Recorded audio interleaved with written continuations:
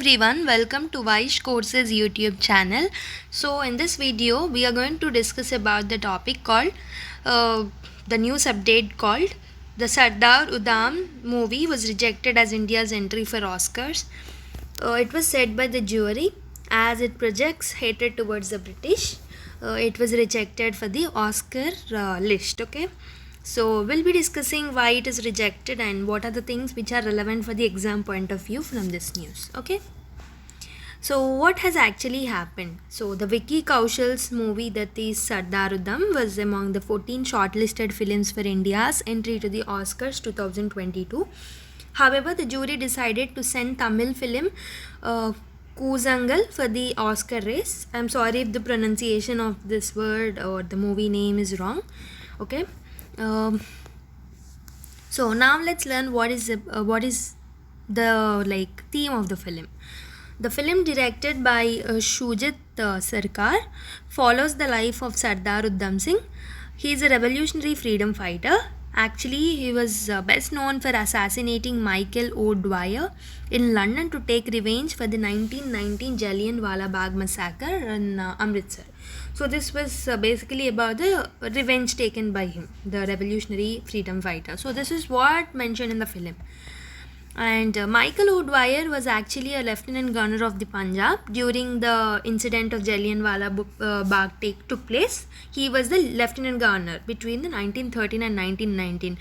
So it was during Dwyer's tenure, Jallianwala Bagh massacre took place, where British troops opened the fire at peaceful protesters until the ammunition was exhausted. So in this, 379 and 1500 people were, according to the estimates, they were killed. Okay. What are the reasons for the rejection of this movie? So Sardar Udham was rejected. So the jury member, he is Indradeep Dasgupta. He told that Sardar Udham is a little lengthy and harps on the Jallianwala Bagh incident, and he told it is a honest effort to make a lavish film on unsung hero of the Indian freedom struggle. But he told it in the process of making movie, it projected certain hatred towards the British. So he says that in the era of globalization, it is not fair to hold on to his hatred. So that is the reason he told for the rejection of this movie.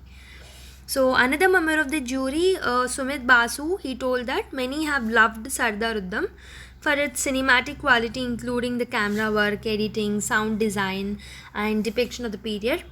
But he told that he thought the length of the film was an issue. And he told that movie had a delayed climax.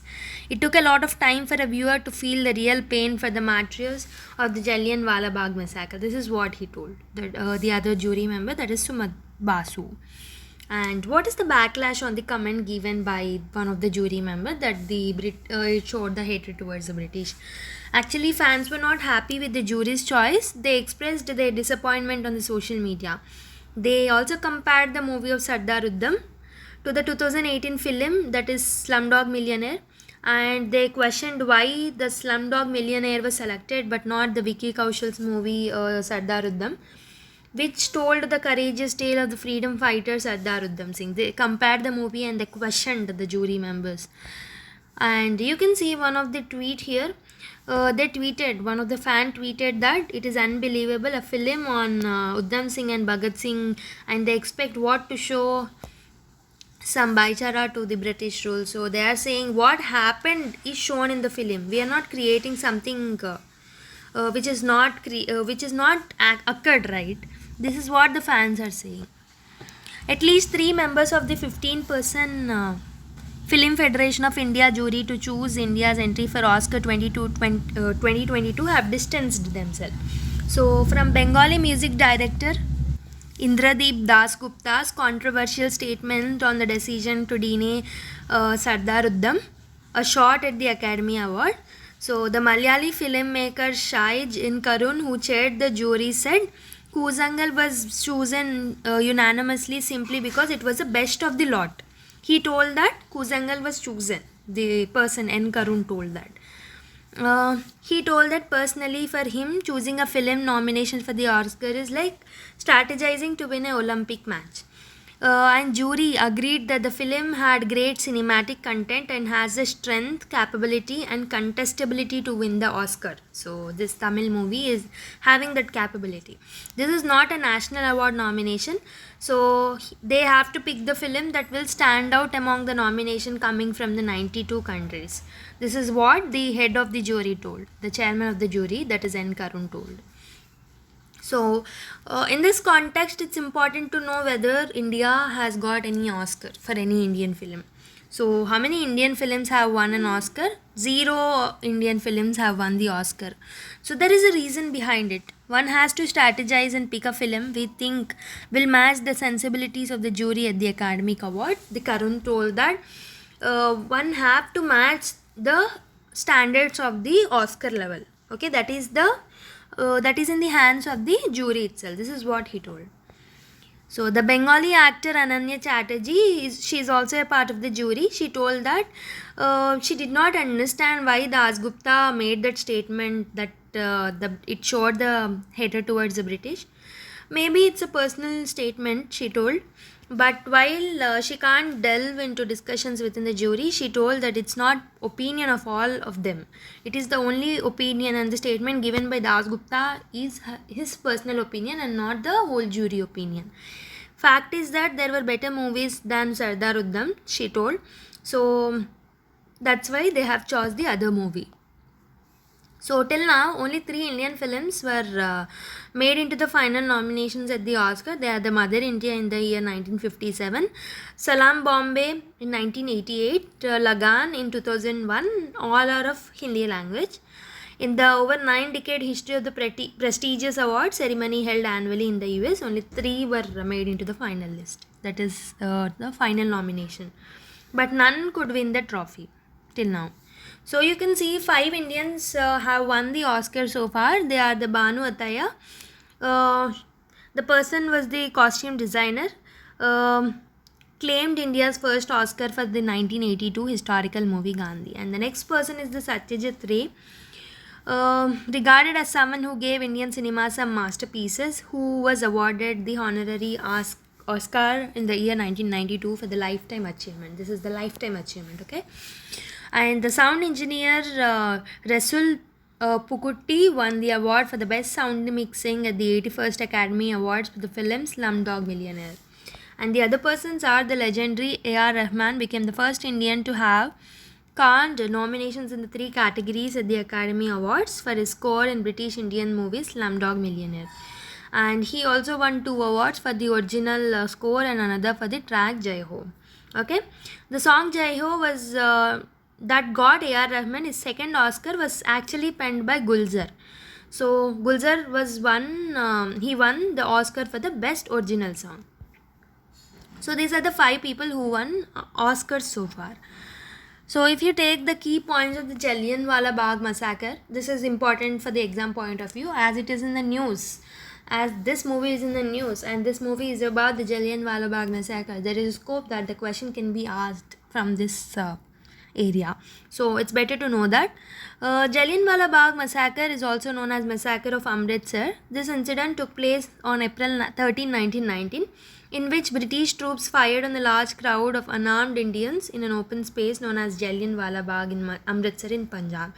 So, Jallianwala Bagh site is a national monument in Amritsar. It killed, in this incident, there are 700 people were wounded and they were killed also. This is the turning point of the modern history that we can say. And this showed the bitter relation between the Indians and the Britishers during the colonial period. And if you see the events of the Jallianwala Bagh massacre before the Jallianwala Bagh massacre, which led to the massacre, during the World War I, 1914 to 1918, the British government of India enacted a series of repressive emergency powers to combat subversive activities, as Indians were doing some national activities in order to subvert them, the repressive emergency powers were made, and Indians were having the high expectations in the World War end for getting the political autonomy fully, but from the Montague Chelmsford report, they have only got the local self-government, the limited local self-government. And then the government of India passed the Rowlatt Acts in early 1919. This extended the repressive wartime measure. The act were met by widespread anger and discontent among the Indians, especially in the Punjab region. So Gandhi in April called for a one-day strike, which is known as Rowlatt Satyagraha, throughout the country. So as a part of it, in Amritsar, the news was went about the prominent Indian leaders Satyapal and Saifuddin Kichlu's arrest, and banished from that city sparkled violent protest on April 10, in which soldiers fired upon civilians and angry mobs killed several foreign nationals. So a force of several dozen troops commanded by Brig General Reginald Edward Harry Dyer was given the task for restoring the order among the measures taken on the ban of public gatherings. So on the date of the Jallianwala Bagh massacre, so it took place on April 13. On that day, at least 10,000 women, men and children gathered in the Jallianwala Bagh as part of the festival. They were celebrating the Baishakhi festival. This is a spring festival. As a part of it, they have gathered. So the General Dyer, along with the soldiers, arrived in that place as he was given the responsibility, and he ordered the troops to open the fire continuously, and there are hundreds of rounds until they ran out of the ammunition. People were killed in this hundreds of rounds of shooting. So after the incident, the Bengali poet and the Nobel laureate Rabindranath Tagore he has renounced the title given to him, that is the knighthood, that he received in the year 1915. Gandhi soon began organizing his first large-scale and sustained non-violent protest, that is Satyagraha campaign, that is the non-cooperation movement, in 1920 to 1922. Then the government of India ordered an investigation in which the commission was commissioned, which is known as the Hunter Commission, which in 1920 censured Dyer for his actions and ordered him to resign from the military. Okay, this is what the incident is about. Okay, we have briefly read the topic which is in the news. So I hope so you have understood and liked the video. So if you liked it, please hit the like button, and if you are new one to this channel, make sure you subscribe to the channel and click the notification bell icon so that you will get notified whenever we upload the new video, and give your feedback in the comment section. So let's meet with another update in the next class. Until then, take care. Bye bye.